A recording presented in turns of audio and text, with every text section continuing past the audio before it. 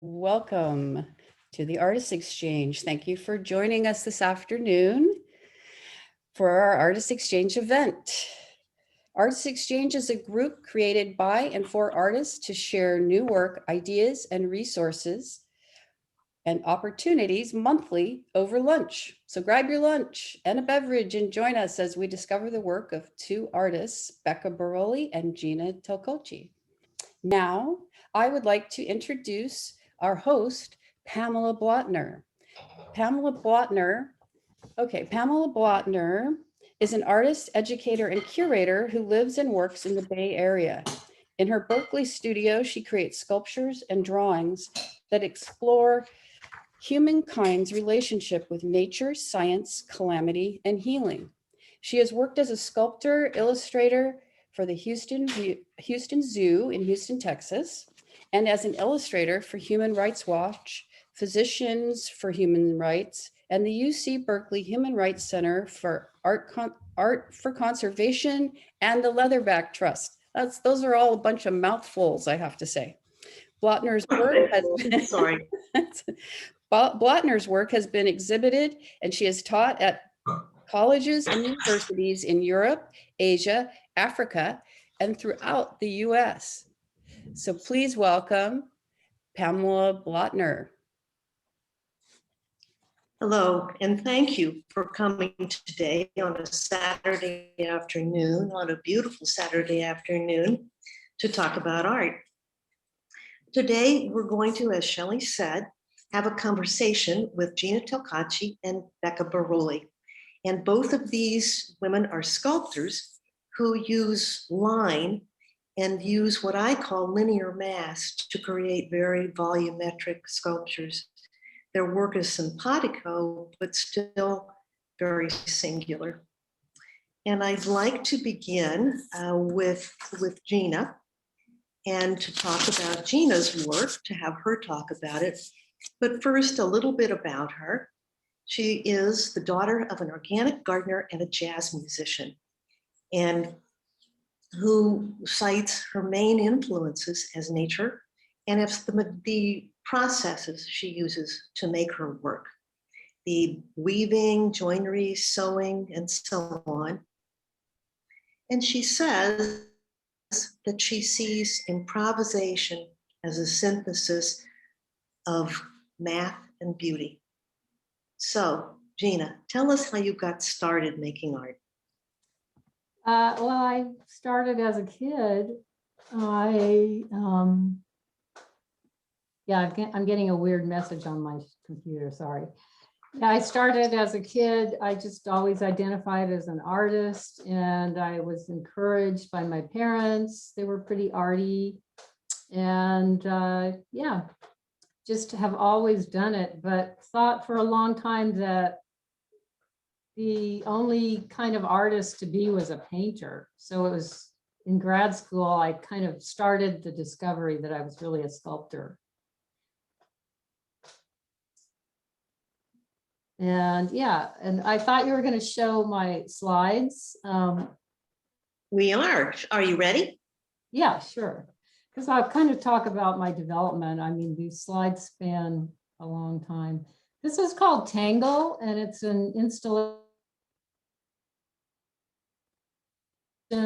using twigs and roots, which really are part of the process of me discovering that I was a sculptor. I just started noticing the lines, gestural lines on walks of sticks that had fallen, roots and twigs and branches that had fallen, and started collecting them. I think I'm sort of a natural scavenger, as most of us artists are. So I started collecting these sticks, and then I just naturally started wanting to put them together. And that's part of how I discovered that I was a sculptor. I just kept wanting to make things rather than make images. And so the first thing I noticed about sticks was the gestural lines and different kinds of gestures that sort of belong to different locations. So I was living in New Mexico, and these are roots that have been exposed in, dry arroyos where the water is constantly washing the dirt away. So the roots are exposed and they turn back around and they create these really loopy forms, which I just found so striking. So that was, a sort of starting point, or one of the many starting points for getting off the wall and into space. So this is really gestural line, I think, but also has the quality of kind of taking the chaos of what presents itself and sort of refining it into a sphere. I kind of feel that that's what I do in a lot of cases as a sculptor. So here, the sphere sort of has the feeling of being, just coalescing out of this mess of this tangle of roots here. And you can go to the next image. And, I was going over these and thinking about, well, what is my relationship to line? I just love line. And this is another kind of example of the character of the line just sort of influencing where I went with it. I was collecting these sticks and I was making a lot of installations on the wall. And this is a point where I finally sort of got completely off the wall and started making discrete, objects, somewhat solid objects, but still the line, these pieces that this piece is made with, this is about like 23 inches high. And it's mostly aspen wood, which I was collecting on my walks. And the quality of the aspen woods, I just noticed these just beautiful arced lines lying around. And so I was attracted to those smooth, nice arcs and started collecting these lines. And I think they influenced what I wanted to make out of them. And so this is an example of, the first thought is to make a contour. But here I was kind of using those sticks, which I thought of as lines, to create contours, not just the outline, but the entire surface of the form is made of linear kind of contour lines. And yeah, so sticks were big for me, and they're obviously linear. And so in addition to outline, contour line, and gesture, I was using the texture, the natural material, the texture and color and so on, and the qualities of the natural materials. So it all kind of melded together for me. Next image. And this is actually more recent. It's just a little, I call these gesture drawings, really, sculptural gesture drawings. And this was a piece of seaweed that I picked up with something attached to the end of it. Some other, I think that's a little buckeye actually that's attached to the end of it. But just the quality of those gestural lines, I just love, and I continue to love them to this day. And I mean, so many of these pieces that I pick up have so much going for them. It's sometimes hard to do something with them. They're just so full of character in themselves. So this is kind of a minimal way of dealing with that. Next image. And this is a wire piece. I started using wire maybe like, I don't know, 20 years ago. And I had gotten into weaving. And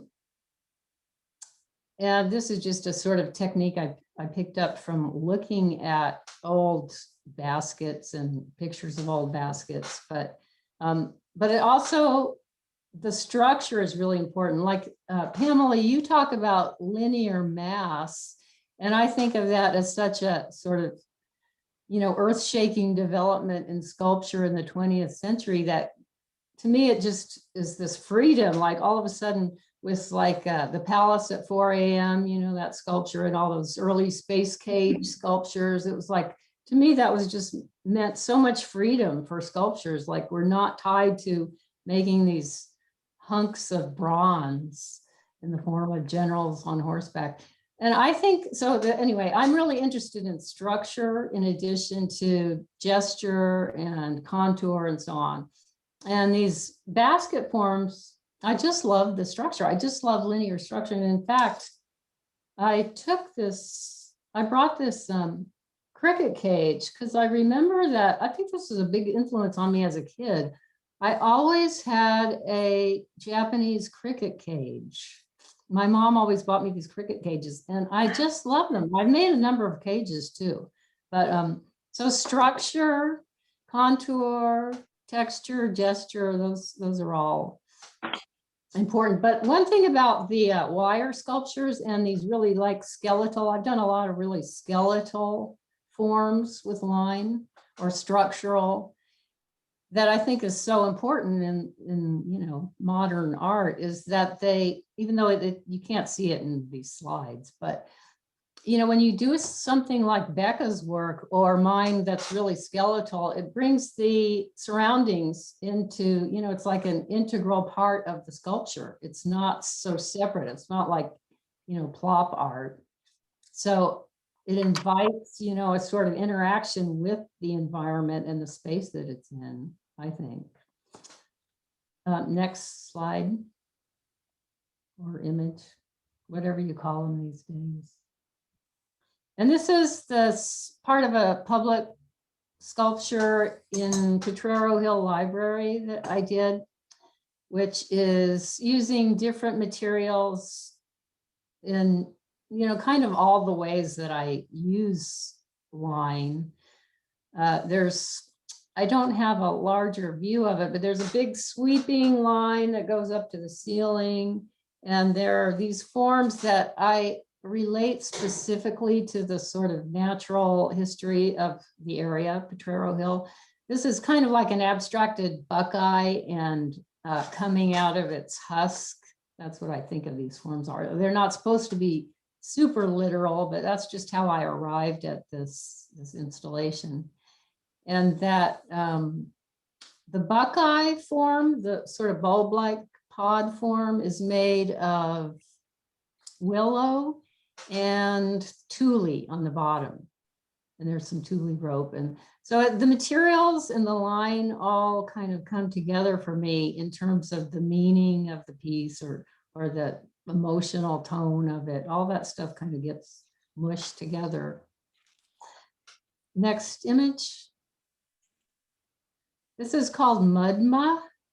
And it was a temporary installation at a nature preserve outside of Santa Fe a couple of years ago. And I used, again, willow and wood and wire to create this form and then hung it above this irrigation pond. And yeah, I think next slide. Well, again, I was using the natural materials from that area to create the form. So next slide. And this is another kind of recent piece, burrow and cage. And there's an example of a cage-like form, which I've done repeatedly over the years. I just love cages. And the other part, the blackened part, is a woven rattan piece that is then plastered with just a colored mud with black sand in it. So again, the line is kind of texture and structure. And yeah, like that. And do I have another slide? Or is that my last one? Uh-oh, I can't hear you. I think you're muted, Shelley.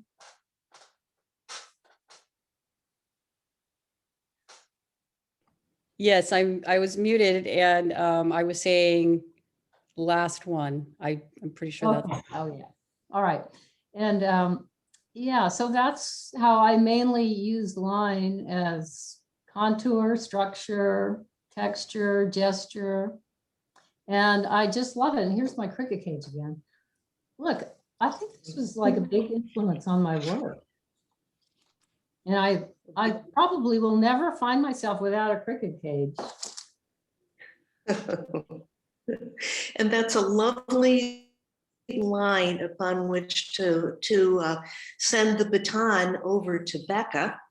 But I do want to have a nod to Ruth Asawa, whom I think is an influence for both of you. Yeah, And also for you, maybe Martin Puryear.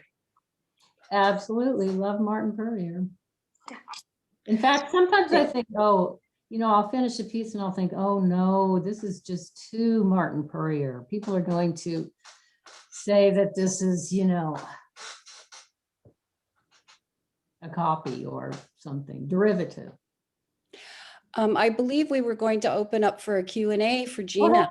sorry, yeah. Well, if we had time, do we have time, Shelley, to do that without We have a few shortchanging minutes, Becca? yes. Yeah, we have a few minutes. Sure. So if you did have any questions or comments, you can just raise your hand like this and we'll call on you and you can ask your question or make your comment. If you have your video off, you'll need to turn it on to do this.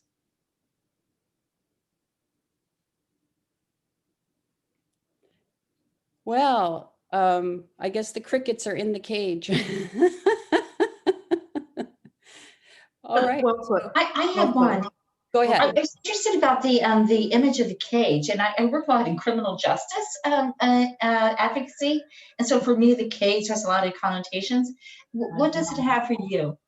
You know what? I've been thinking about this a lot because it has no negative connotations whatsoever. I realize that that's a thing, and I've made cages for humans specifically, and even cages for babies. I mean, I wouldn't imprison a cricket in this cage, but I just love it as a structure, and it's the same thing. Interesting. I love, framing for architecture, simple post and beam structures. I just am attracted to it. I like that benevolent connotation of the cage. It's nice. Well, it's open. No, I like it. I'm going to jump in and introduce. Oh, Tony has a Troy, question. who is- Pamela, Tony has a question. Unmute, Tony. Tony. Unmute, Tony. One of the questions about the Potrero Hill Library piece, Mhm. I was just so curious how it was installed. Was it from the ceiling or? Yes, it was from the ceiling. A great crew of guys. Attow, I forget the guy's first name, but yeah, definitely they had a big old cherry picker and guys all over the ceiling. It was quite a deal. Yeah, and then I couldn't tell if it was a shadow, or it was a separate basket, the gray part behind the one that was wood. Oh, that was a separate basket. That was wire. Actually, that's copper wire. Yeah, yeah. Mhm. I was very intrigued by the whole concoction. Yeah, it's kind of crazy. Yeah. Yeah. But And I then thought, my second question is, what do you do about storage? storage is, it's just an issue. And you know what I'm doing about it now? Actually, what I'm really working on, especially because we've been building in addition to our house, and my studio has been packed with extraneous windows and stuff. And I've just not wanted anything. I just want to have this impulse to get everything out. So what I'm actually doing now, and I would like to make a new piece. I have an idea for a new piece, but I'm going back to pieces that I don't think I want to show because I'm not happy with them, and reconfiguring them or figuring out what I can do with it. I mean, it's just an issue for sculptors. I mean, it's an issue for all artists. It's just something you got to deal with. But I'm trying to go back and look at the things that I wouldn't show again and see, either get rid of them or transform them at least. Thank you. All right, thanks everyone. And Pamela, if you could start your video again and come back. That would be great. Yeah, I think that is, let's see. Where did you go? Oh, there you are. Okay, Am I back? take it away, Pamela. Okay, okay.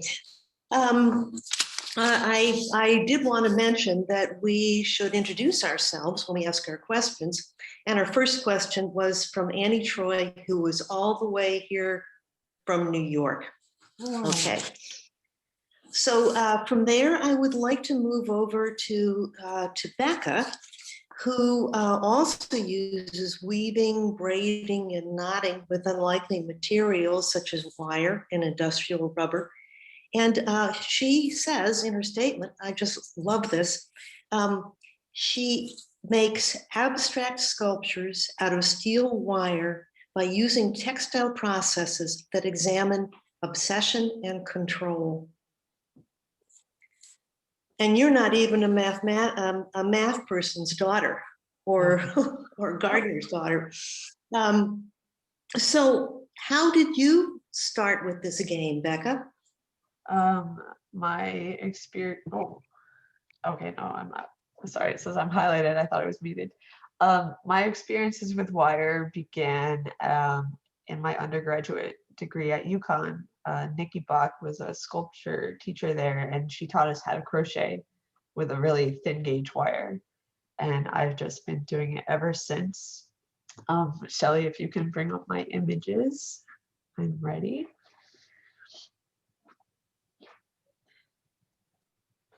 Right. So this first piece is called Under the Rug, and to sweep something under the rug is to kind of hide something away and not really accept the issue, not face it, not look at it, just tuck it away and pretend it's there and not deal with it. So I wanted to take this obsessive need for control and repetition and kind of, instead of pretending that it's not some aspect that is a part of my life, use it in a way that would make this piece and really use it to fuel the work that I make. So this is a piece that I made on a frame loom, and it has a bunch of hand-tied latch hook knots that are used in rug making. And then I hand filed each one. So it's a very obsessive, repetitive process. And in the next image, you can see a close-up of the back of the piece.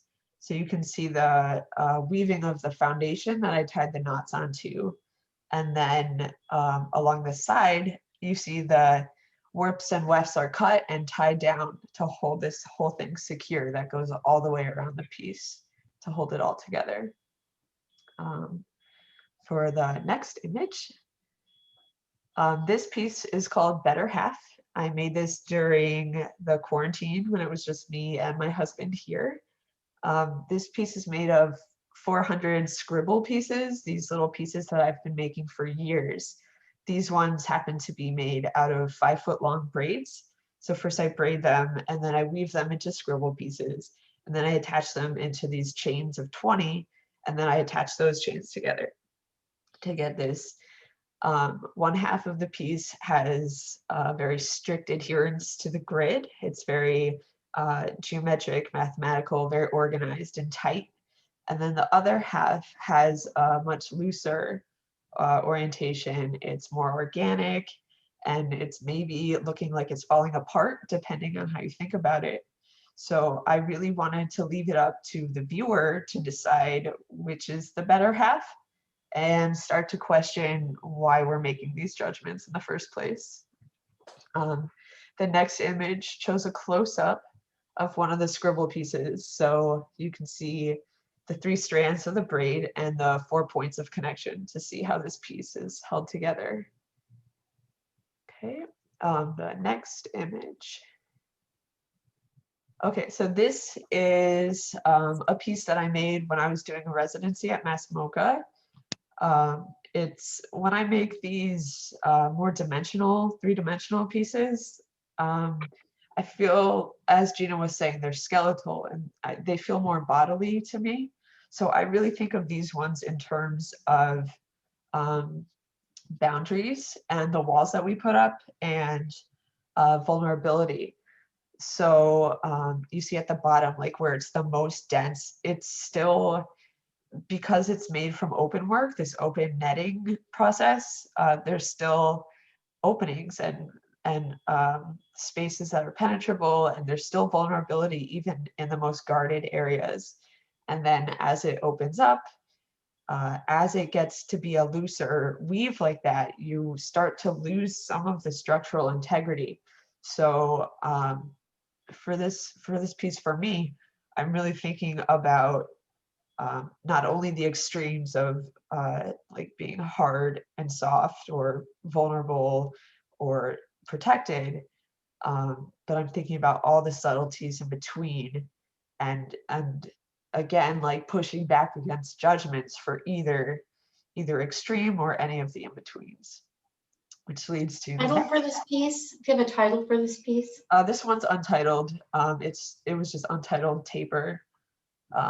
Just thinking formally about it. And so the next image shows what I'm working on now is a larger form that has a very similar form to the previous image. With this piece, I was noticing in the spools of tie wire that I use. So the tie wire is annealed, which is a process that softens it. And in that process, the wire is also darkened. So I was noticing that depending on how that process was done, you get lighter or darker processing and blackening of the wire. So I was alternating those spools at the bottom of this piece. And that's why you can see the striping toward the bottom. And then also as the piece ascended, I was noticing, I was trying to mimic that striping with the density of the weave itself. So you're seeing that variation of extremes contrasting against each other in the surface and in the structure of the piece. And in the back, you can see a piece that has color, which is very new for me. I've been teaching myself how to anodize aluminum during this past year or so. And anodizing is a process where you run an electrical current through the aluminum, and that creates this pitted surface on the wire. And then you put it into a dye vat, and the dye fills in those pores, and then you seal it. So I'm pretty excited about this process, not only to add color, but because it seems very similar to dyeing natural fibers. And I think there's already a lot of crossover in my work between sculpture and textiles. So that's just one more avenue that I'm exploring. I've always wanted to learn how to do that. Yeah, you can do it chemically or electronically with wire if you want as well. So that's all my images. So if anybody has any questions, comments, critiques, anything, let me know.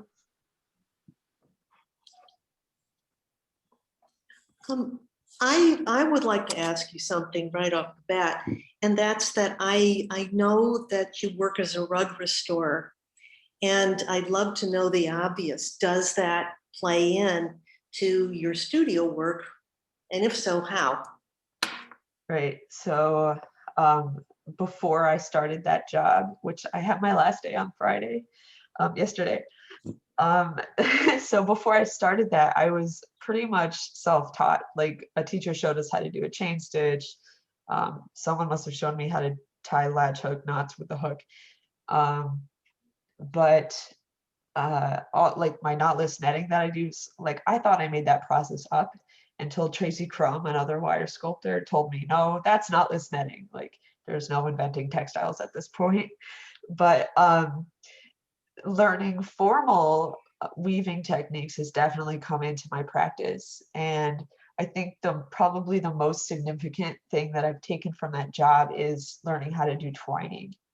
And that's a thing that you do like around the fringe of a rug to hold it together, to keep things secured. And instead of just doing it at the ends, I've been making pieces that are just made of this thing that's there to hold things together. And then I've kind of altered the way I twine to push it further.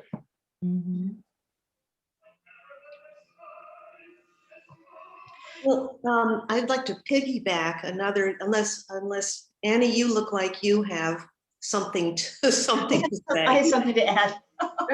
Yeah, the first two pieces, you had these titles that were so powerful. It's almost like a 50-50 match of the piece and the title, because it provides this context for your piece, especially for the first one, Sweeping It Under the Rug, I think was the name of the title. And you showed us the knots, and when you sweep something under the rugs, you're often tying a lot of different kinds of personal knots in with that sweeping under the rug. I just thought that was so amazing. I encourage you to keep titling your pieces. It's very powerful what you're doing. Thank you. Yeah, the pieces with titles are definitely the more recent pieces, and that's something I'm really trying to land on for each piece. You know, I was wondering about that in terms of your work, Gina. You don't seem to title, or you didn't tell us any of them, do you? I do title things, but I more often feel like I'm labeling things. And I don't really want to give the viewer too much information, I guess, because I myself am really ambiguous about most pieces. I mean, about what they mean. You know, I think the meaning is just so peculiar that I don't want to tell people what to think about them. But I do actually have titles. Occasionally I'll give something and, you know, more, I don't know, meaningful or filled out title. Yeah. Gina, you said something that was pretty inspirational to me today. You said something about attacking your pieces to remake them. Mhm. And I was thinking the same thing this morning. I was looking over some paintings in my living room stacked up, and thinking about like going in, just attacking them and getting up the courage, thinking, do I have the courage to do that or not? And what you said was so great timing for me. Thank you. I didn't realize that I said attacking, but you know, Let me just say it's attacking. but it is, you Wrong know, verb. well, I got that attitude because recently I've been working with a couple of other people as a collaborative group. And the only real rule is that we bring these pieces unfinished or unresolved pieces and give them to the next person to take home. And the only rule is that you can do anything, and you can't, once you give a piece in, you know, anything can be done. You can't treat it as, you can't worry about what's going to happen to it. It may be destroyed or cut up. So I really like that attitude. It's a freeing kind of attitude. So I do feel like I can attack my pieces. Thank you. Well, I have to admit that I have a collaborator I work with, and she and I do the same thing. And our work is very, very different. But when you get handed this thing, you have to respect it for what it is, and it takes you in amazing directions. Mm-hmm. Yeah, it's really fun. I just wanted to comment a little on Becca's work. I got to see Becca's senior fellow show at Gallery Route 1, and it's probably my favorite show so far that I've seen at the gallery. I just really not only loved Becca's work, but the way that she arranged the work in the space was really thoughtful. And I particularly loved the piece that was at the very beginning of the show, sort of like strings of flowers hanging down, if that sounds right. And I just imagined that on an even larger scale, you know, in above a grand stairwell or something, you know. And anyway, I just wanted to share that I just really admire your work, and I am excited to see your development in the years ahead. Thank you. Yeah, I'm actually, so I'm moving across the country right now, so I'm really excited to have more space and to be able to see what changes happen with being able to go to a larger scale. So thank you. Mhm. I had a friend, he's passed away, who had lived in New York for some time and made art there and then came out here. And he said, there's a big difference geographically in your work when you live in the East Coast and the West Coast. And one of the things that he thinks that makes a big difference living in the West Coast is that you get to look out at the Pacific, which is endless. Whereas in the East Coast, things are more cramped and the Atlantic just doesn't look so big. Yeah, Interesting. I'll have to compare ocean. And East River looking to Brooklyn. All pardon? right. Well, Pamela, you want to take it on to the next? I'm sorry, I didn't hear you. Oh, we're the East River looking into Brooklyn. Oh, okay, I forgot. All right. One last comment before I take us to the next step is if anyone knows of the New York artist Shakaya Booker. Oh, yeah. Yes, okay. She's particularly interesting. She's about 9 feet tall. She's African-American. I think she's from Brooklyn. And her work is made almost entirely of recycled tires. So she's somebody that you should look up. Definitely. Okay, that's Shakaya, Chaikia. All right, so one of the things that we want to do is to ask you guys to join us on Facebook. We have an Artist Exchange page, and we actually have 83 members, some of whom I recognize here, I'm delighted to say.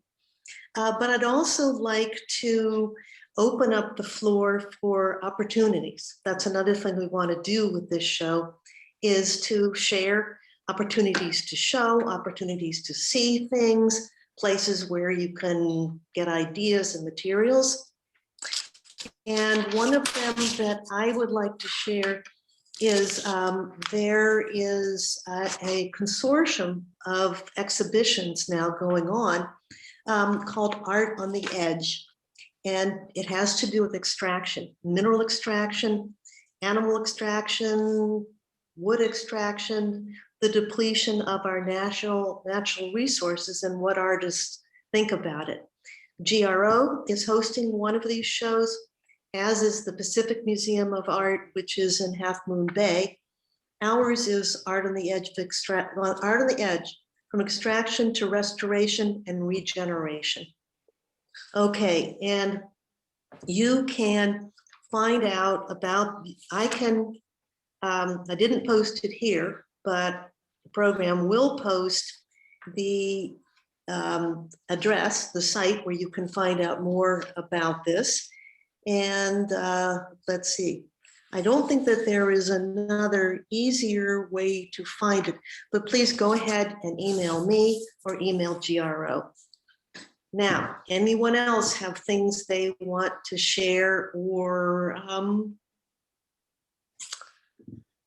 tell us about? Sure, I'll go. I would love people to know that Gallery Route 1 has opened up applications for their fellowship program.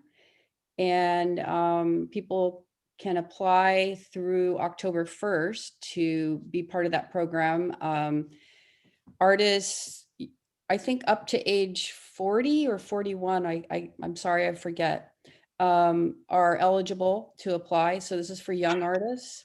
And of course, as I mentioned earlier, Becca was one of our fellows. And so you can go to the galleryroute1.org website and look under call for artists, and it's listed there. And that's where you will find the prospectus and application.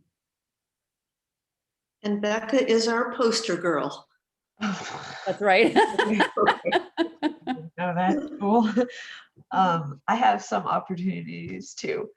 Mass Mocha, I mentioned earlier, they have a residency program and they just started offering full fellowships, I believe, for different awards. So definitely look into that. I've got the links here. I'll put everything in the chat. If you're in the Bay Area, I want to recommend a show at Mercury 20 Gallery in Oakland. Kathleen King has a show called Other Lives, and that is on view until June 12th, I believe. Yeah, June 12th. And they're actually having their first opening reception tonight or today, 4 to 6. And if you can't make it in person today, that you can go during the week. And I believe there's photos online too. And then I have a piece I want to plug that's in the Crocker art auction called Bad Seed. I really love this piece and I would love to see it go to a good home. All those links are in the chat.